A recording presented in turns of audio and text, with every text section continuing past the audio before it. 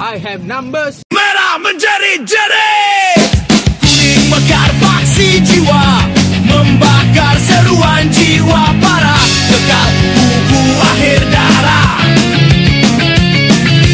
Kuning dan merah, merah kuning lo juara, gergasi utuh Selangor ku juara, gergasi cengkam musuh binasa. Kebanggaan merah kuning, Selangor kekal sampai mati. Selangor, Selangor, Selangor, Selangor merah kuning.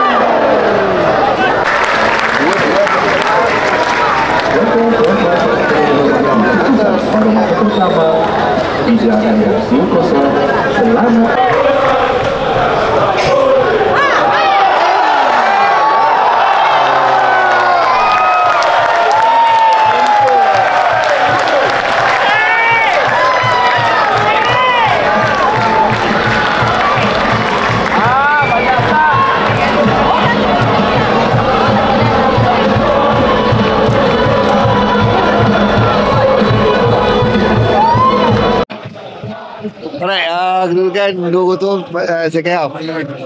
First half, tapi belum lagi, tunggu VAR lah. Ambilkan dah gol.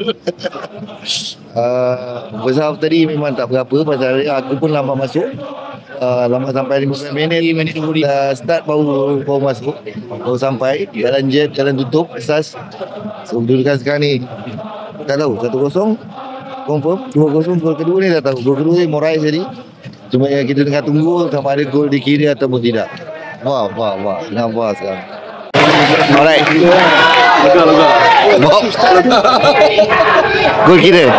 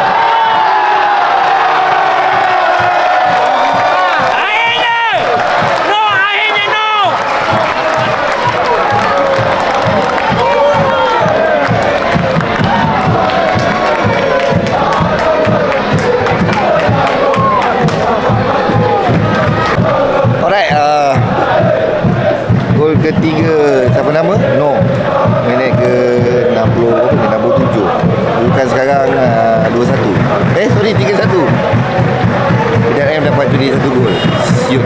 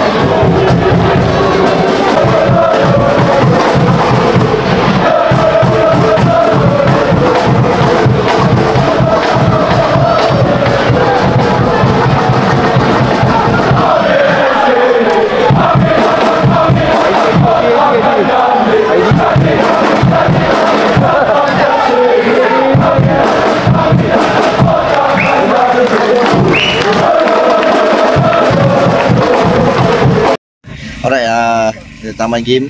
Hari ni LS13. Aku pun intro pun tak apa-apa. Selamat datang. So, kedudukan 3-1. Oh, diorang tengah sibuk nak kacau. Kedudukan 3-1.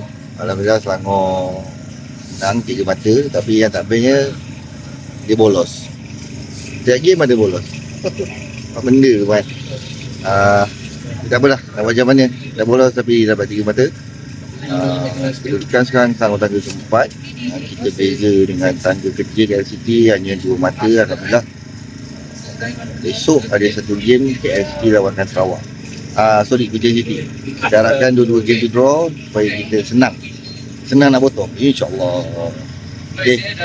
Walaupun korang nak dapatkan barang-barang ni, merchandise Selangor FC yang official dekat Ariwan Meru, FB, IG, TikTok. Itu je. Dan itu je lah. Jangan lupa like, share dan komen di TV. Itu je. Kampanye Imam Malaya, selamat berhati dan bersyadiah. Assalamualaikum warahmatullahi wabarakatuh. Bye-bye. See you soon. Adios.